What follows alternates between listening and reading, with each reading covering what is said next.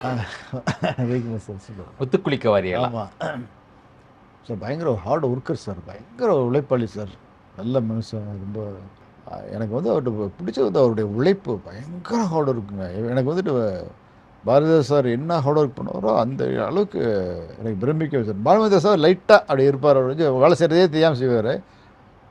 இவரெல்லாம் பயங்கர hard work, ஒவ்வொரு விஷயத்துலையுமே எடுத்துக்குவாங்க. உங்க நெருங்கிய நண்பர். ஆமாம், சேது படம் நான் நடிக்க வேண்டியது, சேது படம் நடிக்க வேண்டியது. சேது படத்துக்காக வந்துட்டு அந்த சேது படத்தில் வந்துட்டு ஃபுல் அண்ட் ஃபுல் எல்லா சீனும் நான் நடிச்சிட்டேன். எல்லா சீனும் நடிச்சிட்டேன்னா அவர் வந்துட்டு எனக்கு ப்ராக்டிஸ் கொடுப்பார். ஓகே, ப்ராக்டிஸ் நான் அப்போ ஷூட்டிங்கில் பயங்கர பிஸியாக நடிச்சிட்டு இருக்கிறேன். செலகன் நடிச்சிட்ருக்கிறேன், இது மாதிரி நிறைய படங்கள் பண்ணிகிட்ருக்கிறேன். கிழக்கு இதெல்லாம் போயிட்டு இருக்குது. அப்போ வந்துட்டு டெய்லி அப்போ வந்து ஹீரோயின் வந்து கீர்த்தனா. ஓகே, அந்த பொண்ணு நான் ஷூட்டிங் முடிச்சுட்டு வந்து ஒரு என்னைய அந்த பொண்ணையை வச்சு ப்ராக்டிஸ் கொடுப்பார், நடிக்க வைப்பார், ஒவ்வொரு சீனாக நடிக்க வைப்பார். ஓகே. சேது படத்தில் ஒவ்வொரு சீனாக நடிச்சு எல்லாம் பண்ணுவார், செஞ்சவர், எல்லாம் பண்ணுவார். Black Sheep's நினைவோ ஒரு பறவை presented by Dhanvantharalaya Ayurveda speciality hospital மற்றும் ஆச்சி மசாலா. வணக்கம் and welcome to Black Sheeps நினைவு ஒரு பறவை presented by Dhanvantharalaya Ayurveda speciality hospital, ஆட்சியின் புதிய அறிமுகம் ஹோட்டல் சாம்பார். வீக்னஸ் சொல்லுவாங்க. ஒத்துக்குளிக்கவாதிகளா? ஆமாம் சார், பயங்கர ஹார்ட் ஒர்க்கர் சார், பயங்கர உழைப்பாளி சார், நல்ல மனுஷன். ரொம்ப இவர் அந்த படம் வந்து நாட்டாமை முடிச்சுட்டு அடுத்தது முத்துக்குளிக்க வரிகளாம். அப்போ வந்து இந்த படத்துக்கு விஜய் சார் தான் பண்ணதா இருந்துச்சு. அப்போ வந்துட்டு விஜய் சார் இதெல்லாம் பண்ணணும்ட்டு வந்து விஜய் சார் பண்ணிட்டாரா அப்புறம் என்னென்னு தெரியல. அப்புறம் நம்ம கொடுத்தா அப்போ நான் பிஸி, மலையாள படம்லாம் பண்ணிகிட்ருக்கிறேன். கூப்பிட்ட உடனே சரிட்டு நாகர்கோவிலில் ஷூட்டிங், நாகர்கோவில் ஷூட்டிங். அப்போ வந்துட்டு அப்போ இங்கே வந்துட்டு பிரபு சார் பசுமன் ஷூட்டிங் இங்கே பொள்ளாச்சியில், அந்த முத்துக்குளிக்க வருங்களா நாகர்கோவில். அப்போ அங்கே போயிட்டு ஏன்னா அங்கே வந்துட்டு அப்போல்லாம் முத்துக்குளிக்க வரலாம். அப்போ பெரிய ஆர்டிஸ்ட் ஆகிட்டேன், நல்லா ஒரு பிஸியான ஆர்டிஸ்ட், நல்லா சம்பளம் வாங்குகிற ஆர்டிஸ்ட்டு, நல்லா லக்ஸரியாக இருக்கிறது மாதிரி இருந்துட்டு. அப்போ வந்துட்டு நைட்டில் நாங்கள் ஜாலியாக சீட்டில் காட்சியில் விளாடுவோம், எல்லாம் ரொம்ப சோவியில் ட்ரிங்க்ஸ் எல்லாம் கூட சாப்பிடுவேன், கொடுப்பார், எல்லாம் பண்ணிட்டு எல்லாம் ஃப்ரெண்ட்லியாக இருப்பார். எனக்கு வந்து அவர்கிட்ட பிடிச்சது வந்து அவருடைய உழைப்பு, பயங்கர ஹார்ட் ஒர்க்குங்க. எனக்கு வந்துட்டு பாரதிதாஸ் சார் என்ன ஹார்ட் ஒர்க் பண்ணுவாரோ அந்த அளவுக்கு எனக்கு பிரமிக்க வச்சார். பாரதிதாஸ் சார் லைட்டாக அப்படி இருப்பார், அவர் வந்து வேலை செய்கிறதே தெரியாமல் செய்வார். இவரெல்லாம் பயங்கர ஹார்ட் ஒர்க், ஒவ்வொரு விஷயத்துலையுமே எடுத்துக்குவாங்க. ஒரு சீனில் வந்துட்டு முத்துக்குளிக்கார நிறைய சொல்லியிருக்கிறேன். அது எனக்கு ரொம்ப மைண்டில் ஆழமாக பதிஞ்சிருச்சு. 12 மணிக்கு ஷூட்டிங் போயிட்டுருக்கு, நானும் கவுண்டமணி சாரும் நடிச்சிட்ருக்குறோம். அந்த ஒரு வீட்டுக்கு திருவிழா ஃபங்க்ஷன், ஃபேமிலி ஃபங்க்ஷன் சீனு. உள்ளே போயிட்டு வெளியே வர மாதிரி செய்வது. உள்ளே போகும்போது சொம்பு எடுத்துகிட்டு போயிருப்போம். அது சாரி அவர் எடுத்துகிட்டு போயிட்டார். நானும் கவுண்டமணி சார் வரப்போ அந்த சொம்பு வந்துட்டு எடுத்துகிட்டு வரணும், வெளியே கையில் எடுத்துகிட்டு வரணும். சாப்பிட 12 மணிக்கு சாப்பிட போகிறவரை ரமேஷ் கண்ணா தான் எடுக்கிறாரு சார்ட்டா. அங்கேருந்து தட்டை தூக்கிட்டு குடு ரெடியாகிட்டார், சாப்பிட்டுட்டேன். இருந்தியா சொம்பு எங்கேயா கையில் அப்படின்ட்டு. அங்கே சாப்பிட்ற சைட்டு அவர் சாப்பிட்டு வந்து அப்புறம் நீ சாப்பிட்டு எடுத்துக்கலாம், சாப்பாடை வச்சுட்டு அப்படியே வந்து எடுத்து போகிறார். அது மாதிரி பயங்கர ஹார்ட் ஒர்க்கு. ரொம்ப அவர்கிட்ட வந்து என்னென்னா ஹீரோவை வந்து நல்லா திட்டுவார், டைரெக்டாக திட்டுவார், இன்டைரக்டாக திட்டுவார். டேய் என்னென்னா பெரிய இதுவாடா நீ வேணாடா, வேற ஒருத்தர் அசிஸ்டண்ட்டை திட்டுற மாதிரி. இதை அப்போ நம்ம புரிஞ்சுக்கணும், நம்மளை தான் திட்டுறாரு, நம்மள தான் செய்கிறார் அப்படின்னு. நான் தான் என்ன தானே பார்த்தா இப்போ ரஜினி சாரையே எல்லாம் சொல்லுவார், நம்ம சாணம் பண்ணி திட்டு வருவோம் அப்படின்னா. யார் வேணா சார் பட் மனசில் எதுவுமே வச்சுக்க மாட்டார். இப்போ கூட எங்கே பார்த்தாலும் அந்த பெரிய டைரக்டர் அப்படிங்கிறது இல்லை, ஒரு ஃப்ரெண்டியாக ரொம்ப கூலாக வந்து ஒன்றுமே தெரியாத மாதிரி பேசுவார். ஏன்னா இங்கிலீஷ் எப்படி இருக்கிற ஆளாக இருக்கியா இது பண்ணுற ரொம்ப சூப்பர் டன். Thank you sir.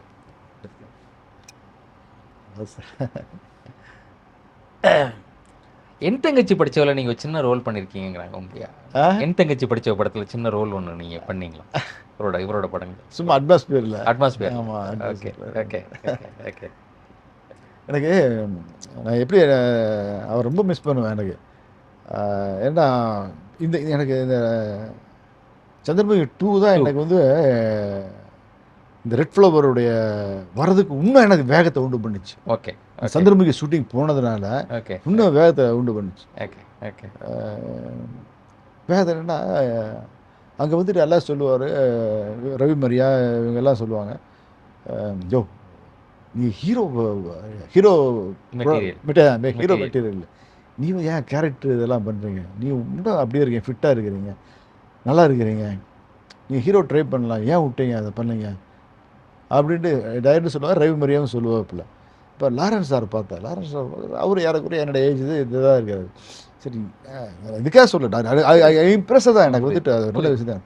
சரி நம்ம வந்து நம்ம என்னென்ன இருக்குது, அவருக்கு நல்லா டான்ஸ் ஆடுவார், நமக்கு டான்ஸ் ஆட தெரியாது, மற்றபடி நம்ம ஏன் பண்ணக்கூடாது, செய்யக்கூடாது அப்படிங்கிற ஒரு ஸ்பார்க் எனக்கு அங்கே வந்துச்சு. அப்புறம் தான் நான் வந்து இன்னும் ஈகராக வந்துட்டு வரணும், சினிமாவில் வரணும், ஜெயிக்கணும் அப்படின்னு ரொம்ப அந்த படத்தில் வந்துட்டு இன்னும் வெகரசமாக நான் ஆரம்பித்தேன் பண்ணும்போது.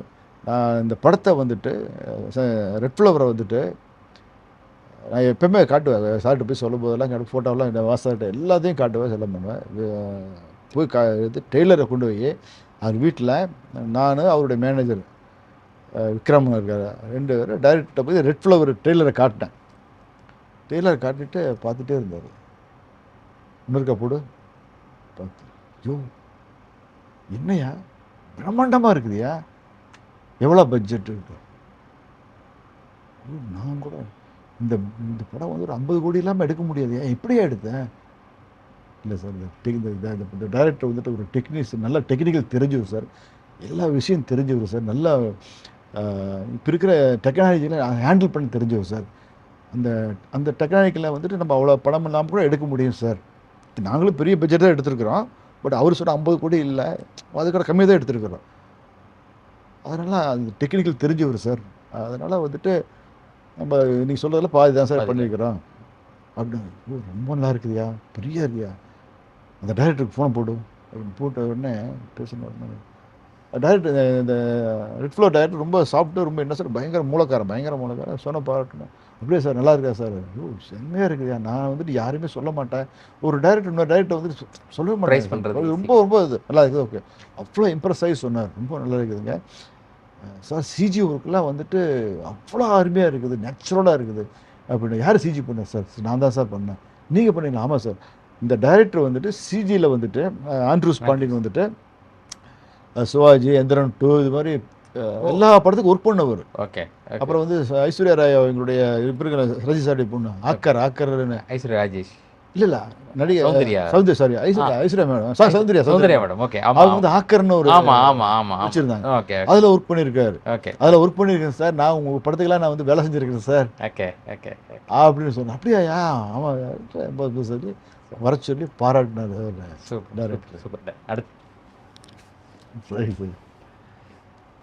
உண்மையிலே பொங்கல் இன்னைக்கும் பார்க்கலாம். நீ என்கேஜிக்கான ஒரு படம், அவ்வளோ அட்டகாசமான ஒரு லைஃப். இது வந்துட்டு எப்படி ரொம்ப நல்ல மனுஷன், ரொம்ப நல்ல மனுஷன். அவர் வந்து கம்யூனிஸ்ட் தாட் உள்ளவர், அதான் அவருக்கு மைனஸ். யார் விட்டுமே செட் ஆக மாட்டார், பெரிய ஆளுகள்லாம். அதாவது அருணாச்சலம் படம் பண்ணும்போது ரஜினி சார் நீ வந்துட்டு எம்படம் 2 நீங்களும் ஹீரோ தான் படத்தில் பார்த்தீங்கன்னா வில்லனை தூக்கி வச்சிருப்பார், அப்படிப்பட்ட நேச்சுரல் உள்ளவர். அதனால பெரிய ஹீரோக்கள் வச்சு அவர் நினைச்சுட்டாருன்னா பெரிய ஹீரோக்கள் வச்சு அவர் படம் பண்ணி ரஜினி சார் படத்துக்கு ஈக்குவலாக ஓடின படங்கள் அவ்வளோ கலெக்ஷன் கொடுத்த பட்டி தொட்டிலாம் கலெக்ஷன் கொடுத்த படம்.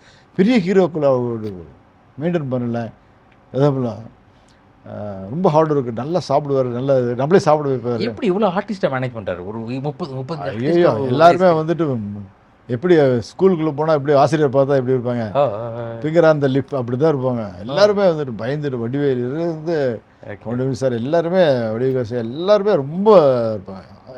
சார் படத்தில் நடிக்கணும் செய்யணும் அப்படி எல்லாம். அங்கே அவர் படத்தில் வந்து ஹீரோக்கு மட்டும் இல்லை, எல்லாத்துக்கும் எல்லாத்துக்கும் பண்ணுவாங்க. எல்லாம் பப்ளிசிட்டி ஆகிட்டு நடிக்கிறதாகிட்டு எல்லாத்துக்கே ஈக்குவலாக கூட்டு போவார். அதனால் ஷார்ட்னா நல்லா வந்துடுவாங்க. எந்த பிறவி சோலாலாம் வைக்க மாட்டார், எல்லா ஃப்ரேம்லையும் வந்துட்டு இருக்கணும். ஆமாம் அப்படி தான் பண்ணிட்டு இருக்கோம், ஏன் பண்ண மாட்டார். சூப்பர். அடுத்து உங்கள் நெருங்கிய நண்பர் பிளட் ஸ்வீட். ஆமாம், எனக்கு நிறைய பண்ணியிருக்கலாம், பண்ணல. பட் நாங்கள் 2 பேரும் அப்படி இருந்தோம். ரொம்ப நாளாக வந்துட்டு ஒரே வீட்டில் இருந்தால் என் கூடவே இருந்தார், செஞ்சார். நான் கஷ்டப்படப்போ மனவனுப்புகள் இதெல்லாம் இருந்தார், செஞ்சார். சேது படம் நான் நடிக்க வேண்டியது, சேது படத்துக்காக வந்துட்டு அந்த சேது படத்தில் வந்துட்டு நான் படத்தில் ஃபுல் அண்ட் ஃபுல் எல்லா சீனும் நடிச்சிட்டேன். எல்லா சீனும் நடிச்சிட்டேன்னா அவர் வந்துட்டு எனக்கு ப்ராக்டிஸ் கொடுப்பார். ஓகே. ப்ராக்டிஸ் நான் அப்போ ஷூட்டிங்கில் பயங்கர பிஸியாக நடிச்சிட்டு இருக்கிறேன். செல்லகன் நடிச்சிட்டு இருக்கிறேன். இது மாதிரி நிறைய படங்கள் பண்ணிகிட்டு இருக்கிறேன். கிழக்சேமை இதெல்லாம் போயிட்டு இருக்குது. அப்போ வந்துட்டு டெய்லி அப்போ வந்து ஹீரோயின் வந்து கீர்த்தனா. ஓகே.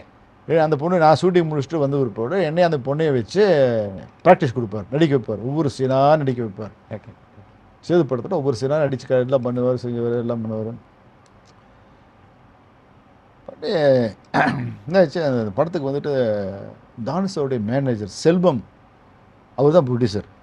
அவர் ப்ரொடியூசர் பண்ணி அவர் எல்லாமே ஷூட்டிங்லாம் எல்லாமே போகிற டைமில் வந்துட்டு எல்லாமே ஃபிக்ஸ் ஆகி ஷூட்டிங் போகிற டைமில் அவர்கிட்ட வந்து பணம் இல்லை. அவருக்கு வேறு எதிர்பார்த்த பணம் வரல, இது எல்லாமே இல்லை. படம் அப்படியே 1 நாள் ஆச்சு, 2 நாள் ஆச்சு, 3 ஆச்சு, அப்படியே ட்ராப் ஆகிடுச்சு. அதுதான் அகிலன் சேதுக்கு முன்னாடி. அகிலன் வச்சுருந்தாங்க. அகிலன் வச்சு எல்லாமே ஃபுல்லாக ஷூட்டு எல்லாமே பண்ணியாச்சு. எல்லாமே இவருதையும் எல்லாம் பண்ணியாச்சு. பண்ண முடியல. அப்புறம் வந்துட்டு பார்த்தீங்கன்னா பாலா சார் என் கூடவே இருந்தார், செஞ்சார். அப்புறம் வந்துட்டு நான் ஷூட்டிங்காக அவுட்டூர் போயிட்டேன், வெளியூர் போயிட்டேன். போயிட்டு வந்து பார்த்தோன்னா வீட்டில் அவர் லக்கேஜ் எதுவுமே இல்லை, எல்லாமே ஷிஃப்ட் ஆகி போயிருந்தார். ஏன்னா அந்த ப்ராஜெக்ட் இல்லை வளராதில் அவருக்கு அடுத்து ஒரு ப்ராஜெக்ட் வளர்ந்துச்சுன்னா இப்போ நான் அடுத்து பேசுறதுக்கு ஃபோனாக இருக்குது இல்லைங்கிறப்போ மனசு கஷ்டமாக இருக்குல்ல, பார்க்க ஒருத்தர் ஃபேஸ் பண்ண நல்லா இருக்கும்ல, இருக்காது. அப்புறம் வந்துட்டு சேது படம் இன்விடேஷன் கொண்டு வந்தார். நான் வந்துட்டு அப்படியே கலங்கிட்டேன். என்ன இல்லை அப்போ ரொம்ப பயங்கர பிஸி, நான் பயங்கர பிஸி. அப்படி இருந்தேன். இல்லை ராஜா நிறைய பிஸியாக இருக்கிறா, நீ வந்துட்டு இருக்கிறப்பல இப்போ வந்துட்டு எனக்கு வந்துட்டு நான் சம்பளமாக கேட்டேன், நீ என்ன கூப்பிட்டாலும் அப்படி நான் வர்றதுக்கு ரெடியாக எல்லாம் பண்ணுறேன் அப்படின்றான் கேட்டேன். அதுக்கு முன்னாடி அப்புறம் வந்து சேதுக்கு முன்னாடி கரண் பண்ணுறதா இருந்துச்சு, அப்புறம் முரளி சார் பண்ணுறதா இருந்துச்சு, அப்புறம் விக்ரம் போட்டு பண்ணாப்பில் வந்துட்டாப்பில். அப்புறம் விக்ரம் படம் முடிஞ்சது, சேது படம் முடிஞ்சதுக்கப்புறம் நாங்கள் மீட் பண்ணும்போது கண்டிப்பாக நம்ம படம் பண்ணுறோம் அப்படின்னாப்பில். அப்புறம் வந்துட்டு சூர்யா சார் வந்துட்டு ஒரு நன்றி கடன், சிவகுமார் சார் நன்றி கடன் போட்டிருக்கிறேன் எனக்கு நல்லா சொல்லி நான் வந்துட்டு நந்தா பண்ணாப்பில். ஒரு நந்தா பண்ணிட்டு விதாமோகனுக்கு போய் நான் வந்து சூர்யா கேரக்டர் எனக்கு பண்ணுறதுக்கு எல்லாம் சொல்லி இருந்தார். அப்புறம் வந்து என்ன சொன்னார், இது வந்து கமர்ஷியலாக பண்ணணும். அப்போ வந்து அவங்களாம் பிஸி ஆகிட்டாங்க, 2 பேர் ஆகிட்டாங்க. கமர்ஷியலான ஒரு படம் பண்ணணும், எங்கே போயிட போகிறோம், நம்ம பண்ணுறோம் அப்படின்னு அது பண்ணார். அந்த படம் பண்ண உடனே என்னை பார்க்குறத அவாய்ட் பண்ணிட்டாப்புல. இதான் சினிமா அவ்வளோ ஃப்ரெண்டு, ரொம்ப க்ளோஸ் ஃப்ரெண்டு, ஒரு இதாக. அப்போ எங்கேயாச்சும் மீண்டில் பார்த்தா கூட அந்த ரொம்ப டிஸ்டன்ஸை மெயின்டைன் பண்ணார். எனக்கு ஒரு மனிதன் கிவ் அண்ட் டேக் ரெஸ்பெக்ட் கொடுக்கணும், மரியாதை கொடுக்கணும். அது நாங்கள் அப்படி ஒன்றா இருந்திருக்கிறோம். நான் 3 வருஷம் என் வீட்டில் வச்சு நான் வந்து இருந்திருக்கிறேன். அப்படி இருக்கும்போது அவருடைய பிஹேவியரே அப்படி தான் இருக்குது. ரொம்ப க்ளோஸாகலாம் பண்ண மாட்டார். ரொம்ப எங்கள் ஊரில் அப்புறம் ரொம்ப க்ளோஸாக இருப்பாங்க. நாங்கள் ஒன்றா ஜாலியாக இருப்போம், இதனால அப்படி இருப்போம், ஜோக் அடிச்சு இருப்போம். அப்புறம் நாளில் அவர் இறுக்கமாகிட்டார். யாரோட விக்ரமோட அதிகமாக பேச மாட்டார், சூரியோட பேச மாட்டார். அப்படிலாம் அப்போ இப்போ எங்கேயாச்சும் பார்த்தோன்னா ஹாய் பாய், அவ்வளோதான். வசந்த் சார் புதுப்படத்தில் இருந்தோம். நான் புதுப்படம் பண்ணிட்டு அவர் எனக்கு நிறைய பெருசாக செய்யணும்னு ரொம்ப ஆசைப்பட்டார். தமிழ் மிக வித்தியாசமான இயக்குனர் அவரும். அதான் எல்லா பிதாமகன் இயக்குநர்கள் யாரெல்லாம் பெருசுன்னு சொல்கிறோமோ எல்லாமே விக்னேஷை பயன்படுத்தியிருக்காங்க. நான் வந்துட்டு வாழ்க்கையிலேயே என் பர்த்டே வந்து April 9 என்னுடைய பர்த்டே. April 9 நாங்கள் வந்து சவுத் ஆப்பிரிக்காவில் சொல்லி, April 5 வந்து பிரசாந்த் பர்த்டே. அது பர்த்டே வந்துட்டு அங்கே சவுத் ஆப்பிரிக்காவில் கொண்டு வரோம். நாங்கள் வந்துட்டு அந்த 4லேருந்து 10ஆம் தேதி வரைக்கும் சவுத் ஆப்பிரிக்காவில் இருந்தோம். Okay okay. அப்போ வந்துட்டு பிரசாந்தோடைய பர்த்டே கொண்டாடினாங்க. பிரசாந்துக்கு நான் போகிறப்ப பிரசாந்த் இங்கேருந்து எங்கள் அப்பா எல்லாம் ஸ்வீட்லாம் கொடுத்துருந்தாங்க. நான் அவங்க முன்னாடி போயிட்டாங்க, நான் பின்னாடி போனேன். எனக்கு எங்களை ஸ்வீட்லாம் கொடுத்தாங்க பர்த்டே அப்படின்னு சொல்லிட்டோம். இப்போ வந்துட்டு இருக்கும்போது நாங்கள் பேசிகிட்டு இருப்போம். என் பர்த்டே எப்போயுமே நான் கொண்டாடவும் மாட்டேன், எதுவுமே பண்ணிக்க மாட்டேன், எதுவுமே பெருசாக இல்லை, இதில் எதையுமே கேர் பண்ணிக்கவே மாட்டேன். இதை வந்துட்டு யாரோ நான் சொல்லிட்டு இருந்தேன், ஸ்டில் ஃபோட்டோகிராஃபர் நினைக்கிறேன், ஸ்டில் ஃபோட்டோகிராஃபர் யாரோ ஒருத்தர் சொல்லிட்டு இருந்தேன், எனக்கு April 9 பர்த்டே அப்படின்னு. இதை போய் டைரக்டர் போய் சொல்லி வசந்த் சார்கிட்ட சொல்லியிருக்காப்புல. ஓகே. வசந்த் சார் சொன்னால் நாங்கள் பிரசாந்த் எல்லாம் ஒரே ஹோட்டலில் தங்கியிருந்தேன். அப்படின்னா சர்ப்ரைஸாக வந்துட்டு எப்படி பிரசாந்துக்கு எப்படி பர்த்டே கேக் பார்ட்டிலாம் வச்சாரோ அதே மாதிரி ஹோட்டலில் வச்சிட்டார். எனக்கு நான் வில்லேஜிலேருந்து வந்தவங்க, இந்த பார்ட்டி இது இந்த கேக்கு வெட்டுறது அந்த சிஸ்டமே நமக்கு தெரியாது, ஒன்றுமே தெரியாது. உடம்பே ஒரு மாதிரி ஆயிடுச்சு.